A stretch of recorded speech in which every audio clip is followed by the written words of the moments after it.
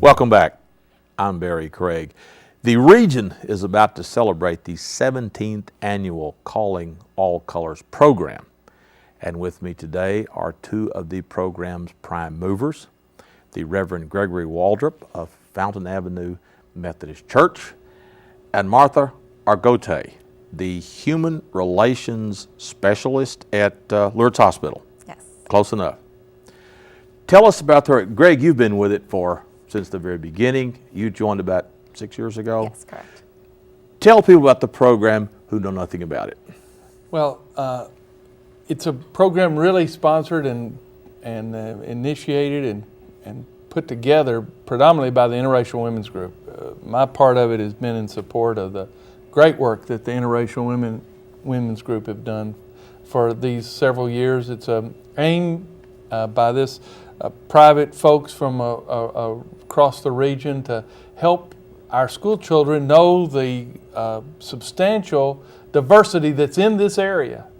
Yeah, it's one thing to sort of know about diversity, generally speaking, and be open to it in ways that are possible. But what Calling All Colors does is bring together students from in the middle school and elementary schools from across the region and help them to see the substantial, significant diversity that is here in our region, in our areas. And we have all sorts of presentations from folks here in the region about the various cultures, the various religions, the various kinds of language groupings that are actually here in Western Kentucky.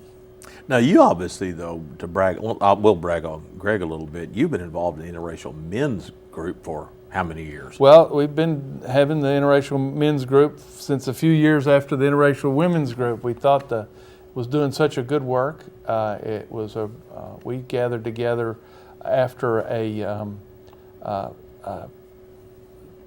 planning session of the Paducah City Schools, and we realized we needed a group that gathered people across race lines in regular and repeated informal ways. And so we've been together for probably 18, almost 20 years now together. One thing I would like to do, if it's okay, is to brag on our alma mater.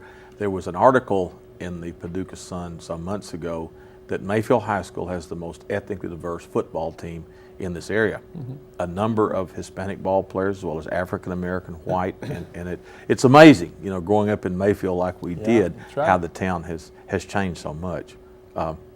What motivated you to join, and then I'll ask Greg too, what motivated you personally to get involved in this group? Originally, I was asked to just come and see what the Interracial Women's Group was, and I just really got intrigued and interested in working together. We are so diverse, whether it's our professions, our religions, our ethnical backgrounds, and it's a group of women that have fun. They like to have fun, but they're also looking at what things they can help in the community. And that's what I'm about. I mean, it's what we do a lot at Lourdes too when it comes to diversity, because I chair the diversity program at Lourdes, and it just seemed to all fit in together. And the Calling All Colors was just something I definitely had to get involved. Martha's been a great addition as well. She's helped to take the whole program organizationally up to the next level. We've had a great 5 or 6 years since she's been really taking a lead in it. And Well, tell us what the upcoming program will be like. Just take us through the schedule, some events, any and all. Well, I can give you sort of the nuts and bolts of it. We gather students from all the elementary schools and middle schools. I think it's 4th, 5th, and 6th graders is what we've sort of targeted. And the date will be? Date is the 12th of November. Okay. Next Friday. Yeah, and it comes around sometime in the early part of November. Usually that's the date we've sort of hit upon every year. There's a lot of preparations that go on all year round, but it comes together in the first part of November in order that the work and the really good accomplishments of the day can be scattered throughout the school year.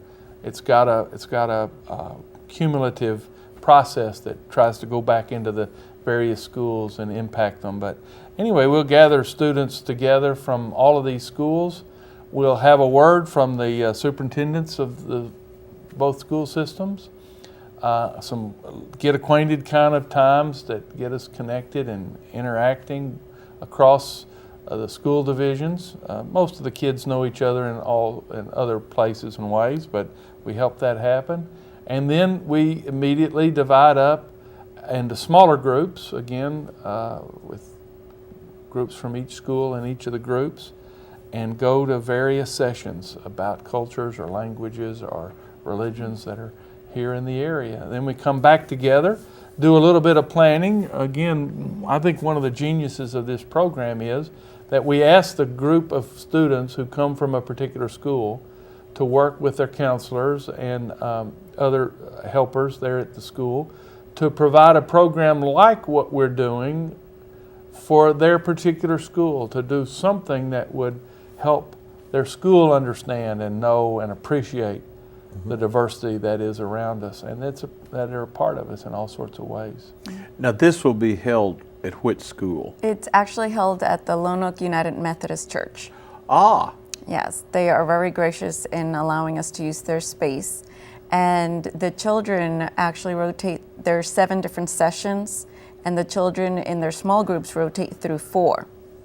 So what we like to do is, for instance, some of the students might have rotated through the Hispanic culture or the Chinese culture. We have one on Kwanzaa, one on Judaism.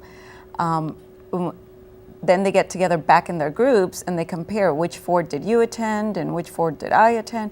And the aim is that they come up with a plan, and the 4-H group for the UK Extension Office is wonderful in helping implement them, giving them that leadership skills that they need. So they're not only learning about diversity, but they're developing leadership skills.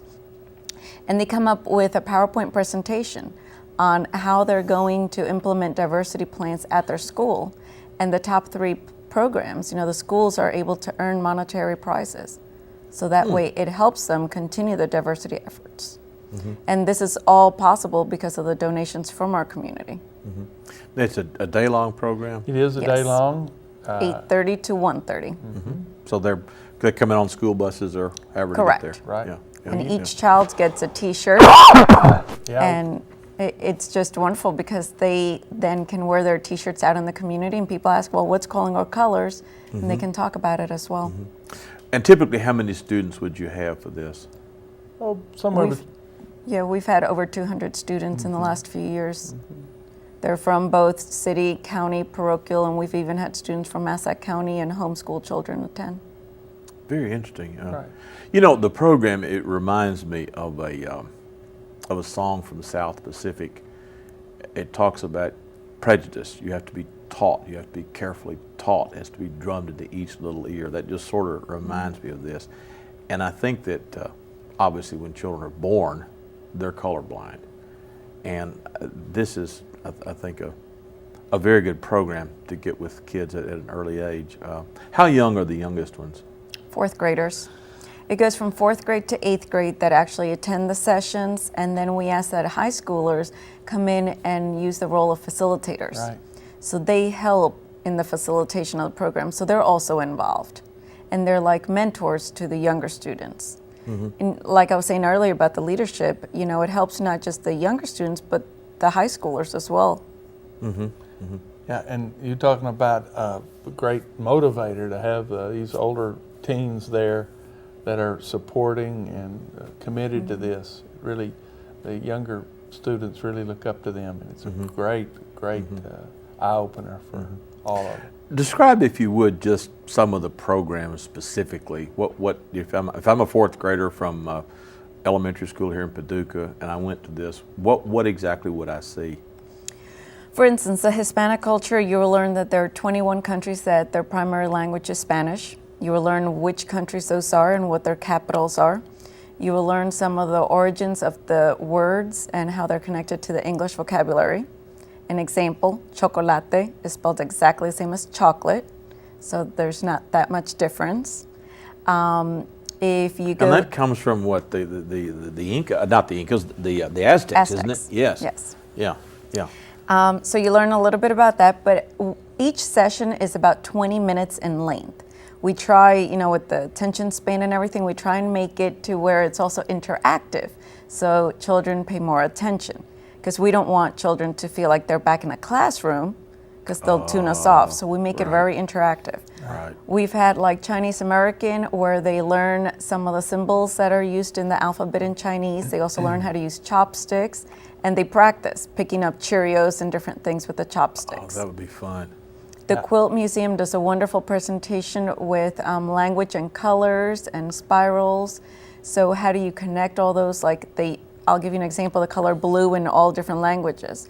But ultimately, you can say it so many different ways, but it's still blue. And that's just, goes back to, we might look differently, we might, have different religions, or we might come from different, but we're all created equally. And we all have unique gifts and talents.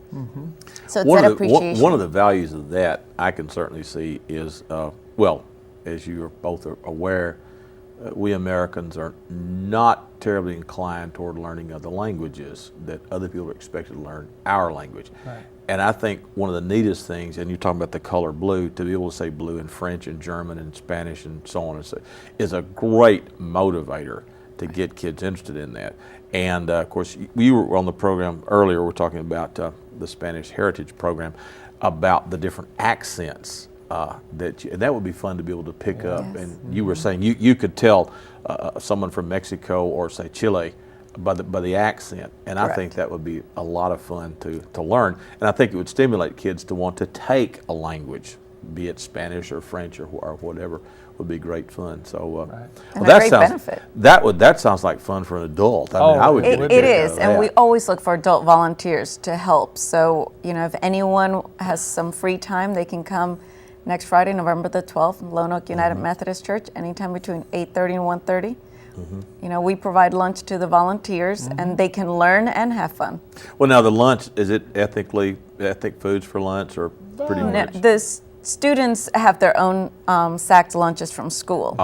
We provide lunch for the volunteers, and that's from donations. Right. So Standard. That'd be an idea. You could have some. it would be. Well, and some of the other things some of the other interactive sessions include food and that sort of thing. I know that at times we've had African drumming as a part of the occasion. I know I've been asked to do international folk games, dance of all sorts, and so there are a lot of different ways that we involve kids in the important work of awareness about the folks that are right around us, right here with us. Now, obviously, the cultures would be obviously African American, Spanish, Chinese. Any others that, I guess, Korean maybe? No, we do some on religions, like we have some on Judaism. We also have someone coming in to talk about Ghana. We have someone talking about Kwanzaa, the holiday, and the differences. So we'll be discussing a little bit about Christmas, Hanukkah, Kwanzaa, because they all fall around the same time frame. Right. Then we have someone doing a program on moving forward. How do you put everything you've learned into practice in your everyday? When you go back to school and that child next to you might look different or might practice a different religion or they might speak a different language, how do you overcome certain barriers? And then the Quilt Museum has a session that they do as well. So every year we try and change the sessions, look for different presenters. So if anyone's interested in presenting, we also have one this year on Native American, which is very interesting. Yes. Now, are you all the coordinators of this, or how does this? Again, I'm mostly a support person. I'm help to provide. I help with some in the beginning, in the opening, icebreaker kind of time, but I also try to get particularly men volunteers around for the various sessions and all the important work, sort of herding work and supervisory work that it takes to pull off this in great shape. What are some of the other programs? That's a great one. What else do you all do in the sessions? In times we've explored the Hindu religion. I know we've explored the Baha'i faith. Had some again. Baha'i folks on the program recently. That's not a very common religion in this part of the world. How about Muslim? We haven't had anyone that I'm aware of. I've been coordinating the program for 3 years, but that's something that we're looking forward. Like I said, every year we get a subcommittee and we try and find speakers. The main thing is trying to find someone that's willing, because everyone has jobs and has busy schedules, and it's a full day. You know, they are going to have to take a full day off to be involved. So if we can find a speaker, we'll be more than happy to, you know, enlighten the children, definitely. Yeah. Any significance the month of November, or to just evolve into that? Evolved to that. Again, It works well with the scheduling, like Reverend Waldrop was saying, you know, with the implementation, because the students have to go back to the school to implement them. In the spring, they have a lot of testing. We don't want to be involved, you know, interfere with any of the testing time frame, because we do want most of the students to attend. I mean, we've had over 220, but if we can get more the better, because the word spreads out. So we try and pick a time frame where it's not busy with the schools, and we usually leave it up to the schools as well. It's it also works. You know, this is a group of people that is not funded by any group.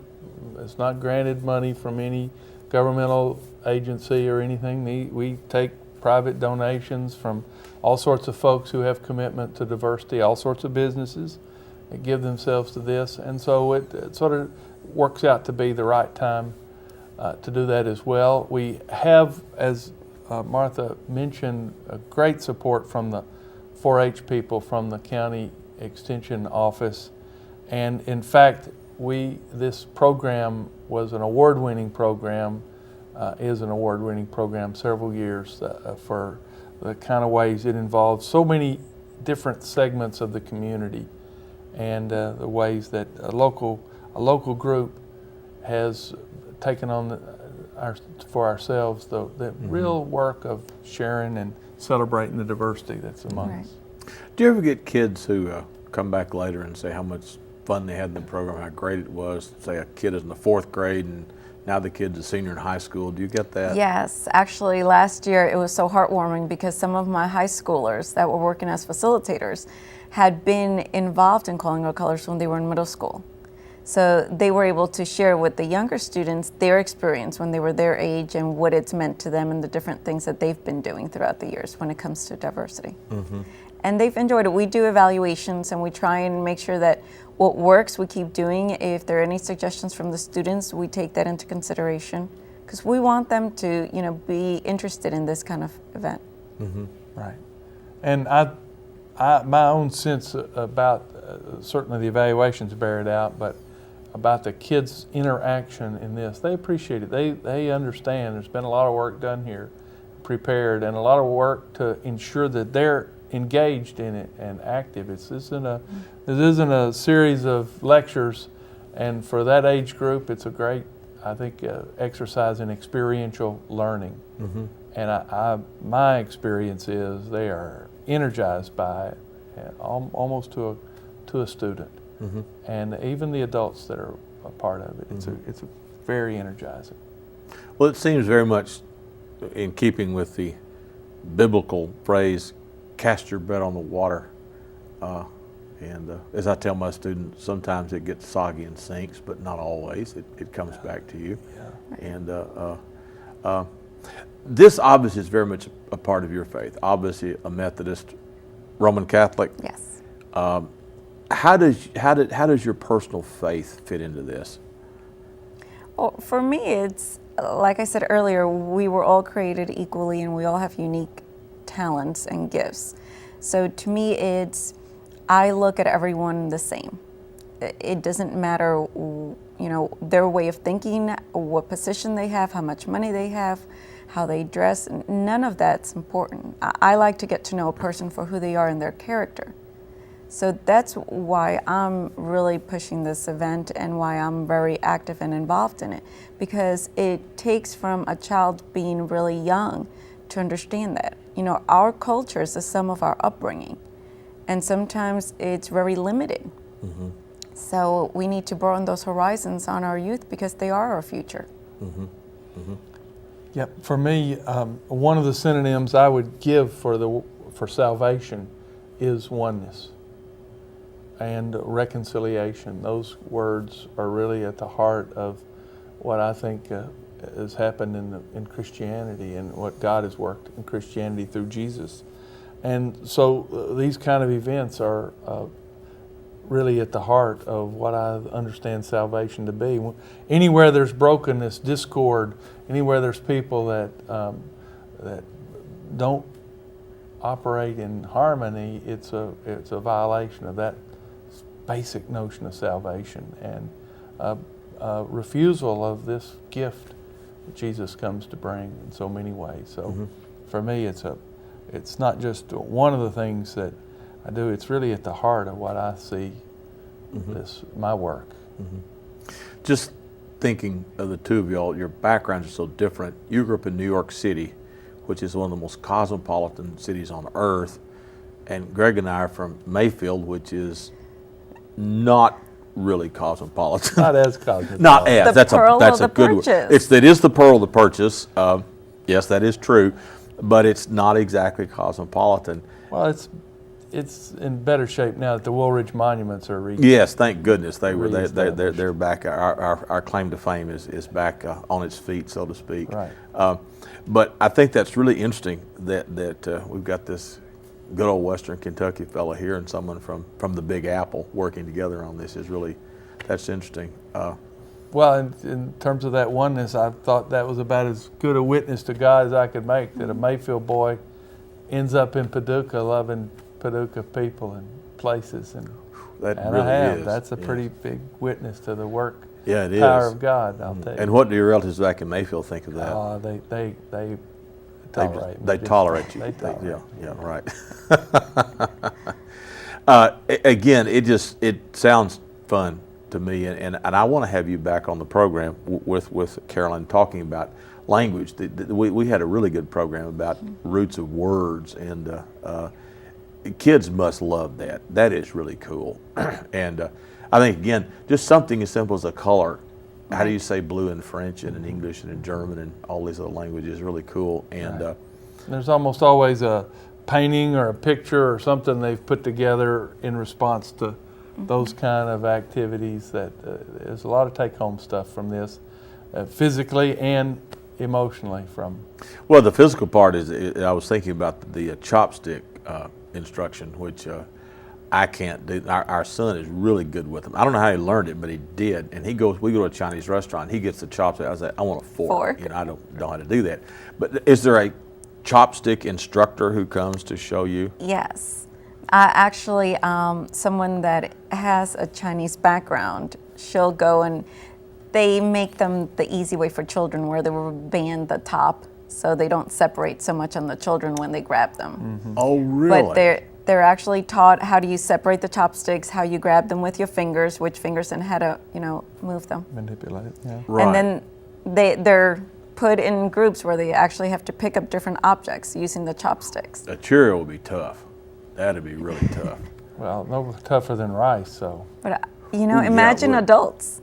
How much fun adults are having trying to practice. It would. No, we were in a Chinese restaurant years ago, and he said, "Try it, Dad." And I would starve to death. It takes too long. It took too long to learn. And I think that's wonderful. And again, the idea of stimulating interest in language is terrific. And some of the Chinese leadership has come from West Kentucky Community and Technical College here, the Chinese yes, some of folks the that are- professors. Yes, Yeah. which is a wonderful Yeah. program. We've been doing this for I don't know how many years, but I think it's terrific when you can bring a professor from China to Paducah and expose kids to someone who is from a different country. The courses are very popular here, and I've really enjoyed talking. In fact, I've had them on the program as well, talking about and I know it's a cliche that the world is getting smaller, but it really is. You think when we were kids in Mayfield, Right. how I don't know if there How was far away that's. it is. Yeah, It yeah, really yeah. is. It was such a not cosmopolitan area, and it's fascinating to see how this area has changed. it's a lot of fun. One of the things I love about your hometown is it is just so diverse. I love New York, my students know if I won the lottery twice, I would move there because where I want to live would require twice winning the lottery. Central Park West, I've got it all picked out. But it's a wonderful city because it is so diverse. I mean, you can travel the world and not leave the city limits of New York, and that's fun. Anything else you all would like to add to that? We're running short of time, but you all just jump right in. I always like it when the guests talk more than I do. Well, I would love to say that if anyone wants to volunteer their time, we'd love to have volunteers next Friday, November 12th, from 8:30 to 1:30 at the Lonoke United Methodist Church. Which is on the highway just south of the town. Right. Correct. We're always looking for donations. So any contribution, private or corporately, I mean, we always accept because, again, it goes back to the students. Each child gets a T-shirt. They get monetary prizes for the program so they can implement their plans at their schools. There's a lot of legwork that gets involved in putting this, workshop together. Right. And I think let's get a contact phone number then. Well, if anyone has any questions, they could call me at Leward's, since I am the coordinator, and my office number is 444-2837. And I think that's, my number is at Fountain Avenue, United Methodist Church, 443-1724. Again, it may be that it's too short notice for some people to get in on it this year, but this is an ongoing event. The Interracial Women's Group meet monthly. Yes. Interracial Men's Group meet regularly, not always monthly, but we meet regularly. If you're interested in and have energy for some of that or just want to explore it, I know that folks would be welcome at both groups. In fact, we'd love to have a larger... When would you all start planning for next year's program? Now. Interracial Women's Group meet the third Tuesday of every month at 12 noon at the McCracken Public Library. So your next meeting will be sort of a post-mortem on this one, that sort of thing. Yeah, and that will be true of the men's group as well. Yeah, we'll be pitching in very quickly. That's great. Now that may be we may be going more for next year than that because, as you said, the time is short. So, and the time is short on our program. Thank you all for coming in. Thank you so much. We have the telephone contact numbers for you all to call and volunteer. And the chopstick session would, I'm afraid I would bomb out on that, so I probably would skip that one. You might be surprised. I might be surprised, but I probably... Much improvement you could make. Well, that may be. But see, you're a man of faith, you see. That's the answer to that. So thank you all for joining us. I'm Barry Craig. My guests were the Reverend Gregory Waldrop and Martha Argotte of Lourdes Hospital. We'll see you next time.